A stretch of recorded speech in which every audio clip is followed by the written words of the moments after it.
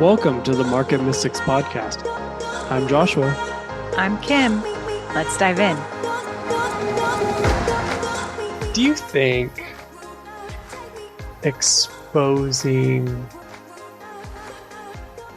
evil, corrupt things helps make a change to stop it? Or do you think it helps just bring attention and promote it in some ways? That's a good question. I off the cuff, I think it could do either, but it depends on the follow through.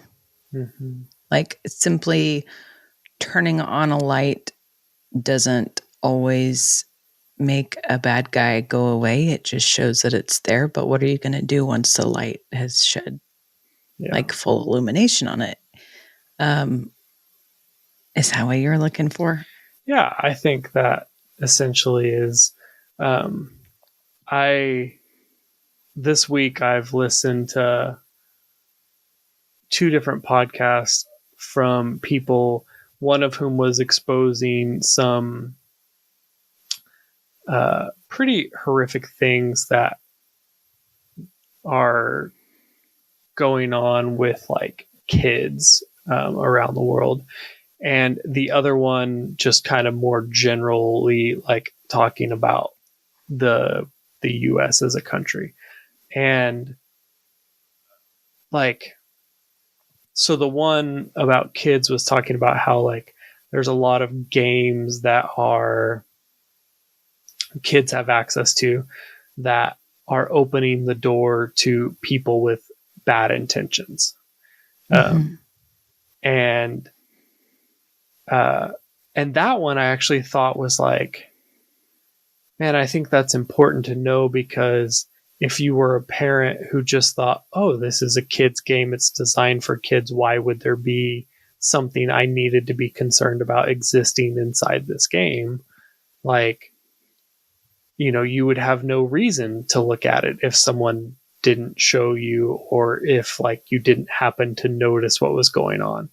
And so in that instance, I'm yeah, I think that's probably really good to have some disclosure, have some revelation of what's going on. And then on the flip side, when the people were just talking about the country, it was kind of talking about evil at such a high level that I don't think it's actually going to bring about change through that conversation. And I almost wondered, man, if you're just talking about it with no solution or direct warning, hey, don't let your kid use this. But if you're just oh, this is so bad, it's never going to get any better. Or could it get any better? Is there hope? And you're just talking about how bad things are. I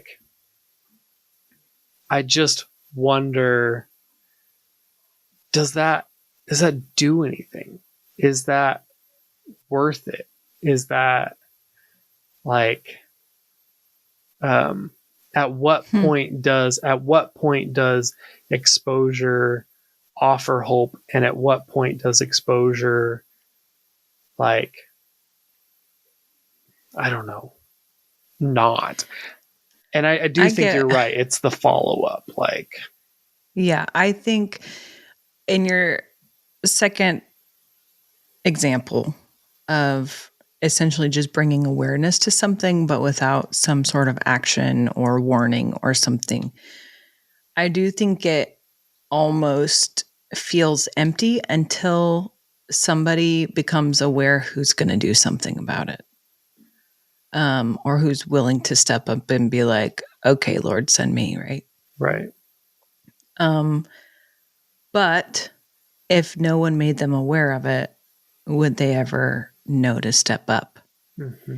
Do you know what I mean? Or would they ever be spurred into action, I suppose? And I don't think it is always, especially when we're talking, that's pretty high level. Like if you're talking about an entire government being corrupt, I don't know that a single person becoming aware is going to shift the trajectory of that ever or long term. I suppose it could.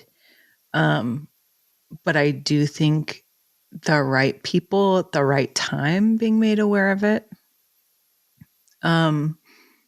may be able to become the catalyst to see a real change. But it would take them having exposure. So it's now I feel like I'm going back and forth on what I said, but I think exposure is step one, and I think action is step two. Mm-hmm. But is it everyone's job to take action? I don't think always it is. I don't think it's always every human's calling to rise against corruption in a government. I mean, sorry, but I don't think that's for every person. Yeah, I don't think it is either. And I like what you said about like exposure has to be step one. Like you have to know it exists. And then there's got to be a plan or someone who steps up to make a plan to do something different about it. Because if that doesn't exist, then yeah, you're just illuminating the darkness in the corner and like leaving now it having there. Something scary to look at. Yeah. Yeah. Right. And but what does that do? Except cause more dysregulation and fear and uncertainty and all of those things. Yeah, absolutely. Right? Yeah, I think that's it. And I think that was my thought when I was like listening to those. And then we just recorded a members episode about some things going on in the crypto world. And like, is this going to make a difference or is this not going to make a difference? And I do think it like always, like everything, it comes down to what our sons, humans, like what's humanity going to do with the information? That's what it comes down to, whether it is like the financial system or whether or not it is corruption in business or government or whether it is like predatory things with children. Like it comes down to, here's the information. What are you as a son going to do about it? Or what are you as humanity going to do about it? Right. I was just thinking about, you were saying your first example of the podcast, which I did start listening to, Josh. I just haven't gotten past all the gadgets. It's the last hour and 25 minutes if you want to. Maybe I just fast forward through the gadgets. But I mean, it's fascinating, but I haven't gotten to that part of that particular 5-hour episode. Yeah. But I was thinking about, some of that is, yes, shedding light on that there are children who are being trafficked. They're being stolen away from their families, being put into systems where they get exploited and abused, and horrific things are happening with them. And a lot of us know that. I mean, there are mainstream movies that have come out talking about this, exposing some of this. And still, what's the population, or what's the percentage of the population that's actively doing something about it? Minimal, I would say. Do people feel something about it? Do they feel, do they know that it's unjust? Do they now know it's a reality? Yes. But I do think it goes back to, you got to make it exposed to the people who are supposed to do something about it. A couple weeks ago at a random meeting, I met a person who he was there for one reason and said a couple things about him personally, and then somehow it came out that he spent his entire career fighting child trafficking and has freed like 40,000 kids from some of this stuff. And it's just like this random guy in this room.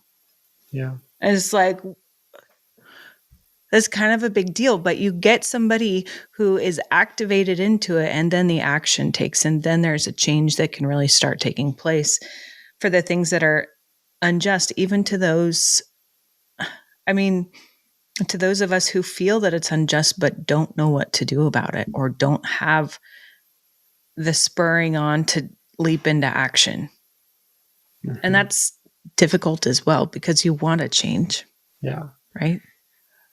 I think the other thing that concerns me about the rapid pace of exposure on the internet is sometimes you can, like, if all of a sudden the light is turned on in an entire room and you see all the scary at once, it becomes so overwhelming that you just shut down and start to ignore the scary.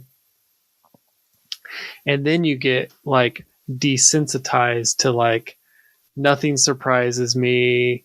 Like, oh yeah, that guy rescued like 40,000 kids, and people are just like, oh, okay, that's great. Good for cool. You.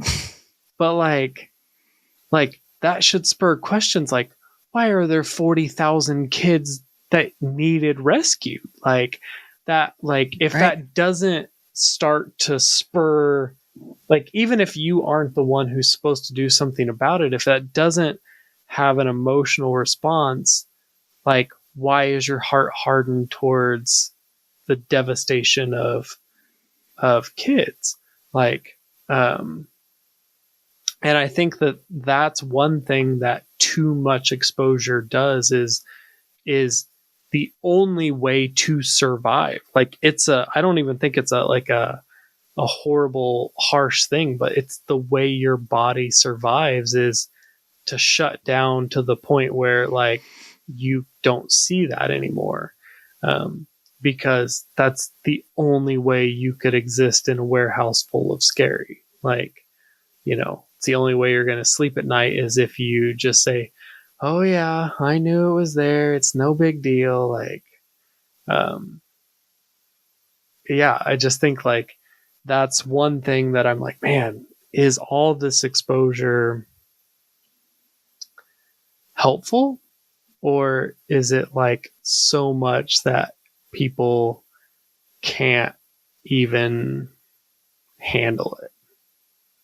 Yeah, you can't function with it. Mm-hmm. I think it's both. I mean, I feel like we live in the age of information, right? Like, yeah. You can learn anything and everything on the internet. In certain countries, you can anyway.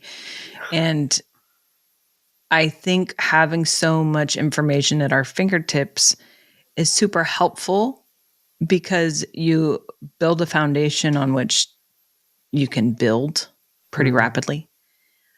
But having an inundation of so much information just scrambles everything up, and then focus is completely lost, which I think we see with just, I mean, access to a smartphone at any given moment during the day. You can get information on anything, which makes anything that might be a driving force kind of muted down because everything else is so loud too. Do you know what I mean? I just had dinner with some friends last night and we were talking about this a little bit. And I think some of that is so helpful because if you don't utilize the technology that is before us and that's right in front of us, you'll get left behind. Like things are going at a pace where you need to be able to have access to this to keep up with where everything is going. The thing that we need to be aware of and not miss is also who we are as humans in moving things forward. And if you only look at what is and what has been, you'll never leave space for what can be or what is to be.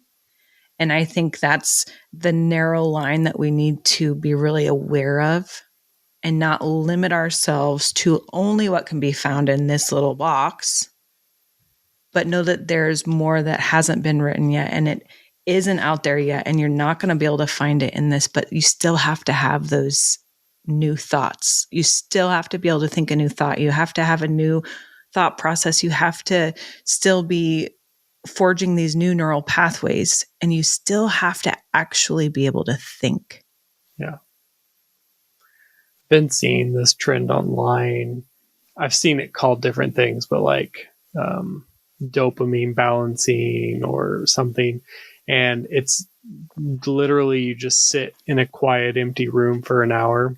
And it helps you, like, because when we're constantly on a screen, our like hormones are constantly like scrolling through and pumping us up with things. And so having like doing that forces your, like, it kind of lowers your boredom baseline, like to the point where like you can just sit still for an hour and sit with yourself and be fine.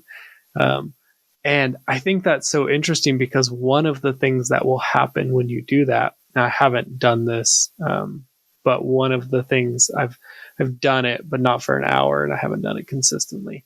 But one of the things that will happen is like you'll start to process about every thought you ever could think or would think or would do. But as you do that, like you start to kind of tie up the loose ends of some of those thoughts by actually completing the thought, like thinking the thought through. And so instead of like just having all these like initial starts of thoughts in your mind, you suddenly have like completed thoughts. And then you get ideas about those thoughts. And then you start to like there's just more that happens with it when something like that, like when you allow yourself the space to think about it and participate with it. Mm-hmm. Yeah, I think that's a hot commodity. Time. Right now. I mean, unexposed time. Yeah. You know, even sleeping. I mean, I don't want to get into any super crazy stuff because I don't know, honestly, all of the details of it. But like my cell phone is within 4 feet of me, even when I'm sleeping, you know? Yeah. Like, what if you're getting into a place where you're not exposed to all of that, even just floating around in the airwaves around you, and letting yourself be fully human, like fully part of creation in creation. And I don't mean you have to go out into the middle of a jungle or something, but I think there's some value in that we may be losing at a really rapid pace. Mm-hmm.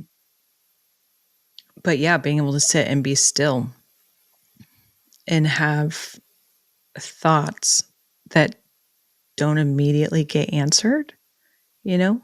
Like I can have a question in my mind without having to ask for a resolution. I can sit and stew on it and mull it over and come to a conclusion or not come to a conclusion and let it be. And that is an okay thing. Mm-hmm. Right? But I think it's that immediate, like we might have a thought, but then we immediately turn to a source of information of what has already been. And I think that's the part that I keep getting hung up on is, and maybe it's just because of how I'm built. And I know you're like this too, Josh. Like I want the new, I want new trails to be blazed. I want innovation. I want to take what was and build upon it. And I just think it's like, I mean, forgive me, all the Christians out there who don't like this word. I think there's this ever evolving thing about who we are as humans and building upon what was already there. And I just don't want to see us have so much access to information that we just get in this whirlpool of the same thing and we think we're moving, but we're not. It's all the same stuff swirling around over and over and over again. I think we're meant to continue to build, I guess, is what I'm trying to say. Yeah. And so I want to be aware of that. And I want to use the tools that are here and not get myself caught up in a place where I can't keep up, but also not limit myself to not be able to step into new, I guess. Well, and I think that comes through like being a fierce guardian of your time, because there are enough things to occupy every moment of every day forever. Like there's enough content, there's enough polling for you. And at some point you have to either create the space or it's not going to be there. And, you know, I'm not saying you have to go sit for an hour, but like, can you, like, you know, we did a couple of years ago the like July connecting with things, and like one of them was like connection with nature. Like, do you actually take time to appreciate creation? And like, do you take time to connect with your family, not around like screens and entertainment? And like, I think that it's needed and important, but it's not an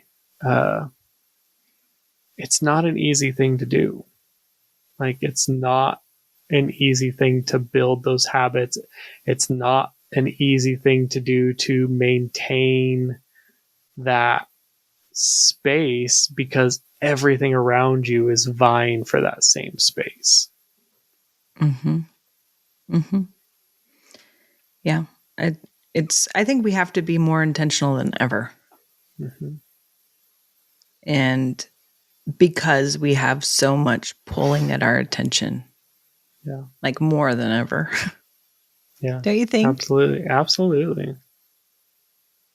Yeah. And I don't think that it's going to get less. Like, you know, I know VR didn't really take off in the way that people thought or hoped it would. But I don't know that it's going away. Just might have been too early for it. But like, you know, are you like, even without VR where you are fully immersing yourself into another world, we already are immersing ourselves into another world with the technology we have that is technically detached from us. Like is not integrated into our vision and our like thoughts. But you know, they're testing and we're heading towards a place where there is no detachment from that. And I don't know that sounds appealing to me. I don't know that it does either at the moment, but I do think as those things get there, the marketing around it, the appeal of it, will find a reason to be compelling. And I'm not saying I'm for it, but like at the moment, it's like, oh yeah, I don't need that. But if all of a sudden you're the only person who doesn't have it, like it's going to feel real hard to not want to participate in that, because we are such a communal creature. Yeah. And I don't know. I just think like I'm not even saying we have to fight the AIs. Like, it's not like, I don't quite feel that way. Like, I agree with what you said earlier about, like, you got to know how to use it enough to, like, see the tool and the benefit that it brings without letting it become you. Like, Yeah. I think you can't let it be the leader, mm-hmm. right? Like, you still have to be the leader of your own life. But when you start letting those tools dictate, I mean, this feeds into our crypto episode too, whether it is AI as a tool dictating what you do or don't do, or how or when or why, or if it is money, a tool dictating what you do, how or when or why. I think when you start putting the tool ahead of the person or the life, then you've missed it. And I think you just put things in their rightful places. And then all of a sudden it's something that can work for you. And then it doesn't hold the authority that you should be holding in your own life, I guess. And you're not giving it the responsibility that you should be taking and holding it for your own life as well. And it's a slippery slope when you start turning some of that stuff over to, especially to tools or to other people or entities. Like, some of these things are intended for us to handle on our own. Yeah. Yes, in community, but like, we're humans and we're sons of God and we're meant to have responsibility. Look at the creator of the universe. He has a lot of responsibility and he's made us in his image. So why wouldn't we also have responsibility for some things? Yeah. And I just think it's a bit of a misstep if you give all of that responsibility over to someone else or something else. Because there's a lot of power and there's a lot of life and there's a lot of authority and there's a lot of really beautiful things that the kingdom can be when we walk that out in a responsible way, I suppose. Mm-hmm. I feel like I turned a corner there, but it's still using the tools. It's just not letting the tools use you. Right? Yeah. Yeah. You're not the product. Yeah, that is the thing. And that, unfortunately, is where we have been living. Like, we've been living as the product. But you aren't the product, and it's important to understand that. And if you understand that you're not the product, then I think back to the original conversation, the exposure becomes a good thing, because you're like, oh, like, I'm the participant. Like, this is about me as humanity, not necessarily you as an individual, but like you as humanity. And you can start to see a different future, and you can start to step up and do something about it. Yeah. But it does, first of all, it comes from a place of you knowing it exists. It comes from a place of you knowing who you are, and knowing whose you are. Because if you know what things exist, you know who you are, and you know whose you are, then you know what your responsibility is to do about it. Yeah. Yeah. That's good. Well, cool. Yeah. So exposure brings awareness. And awareness should at some point spark action. Should. At some point. Yeah. Yeah. Yes. Yeah. I think it should. I don't know that it always does, but I do think it should. Yeah. Okay. Well, that's a great question, Josh. Yeah. It's just been something I'm pondering, so I'm glad it opened a door for you. Heck yeah. Hopefully for other people too. I'm sure other people have really good insight as well. Would love to hear about it. But sometimes that's what it takes. Absolutely. Right? Absolutely. Love it. Cool. Thanks for joining us. We'll see you next week. See ya. Thanks for tuning in to the Market Mystics. If you are hungry for more, don't miss out on our exclusive bonus content available only to YouTube members. Demystify the world of cryptocurrency in the cryptosphere and explore everything from outrageous conspiracies to curious current events and out there spiritual musings. Nothing is off limits in Let's Get Weird. Become a channel member on YouTube to unlock these extra episodes. See you in the bonus episodes.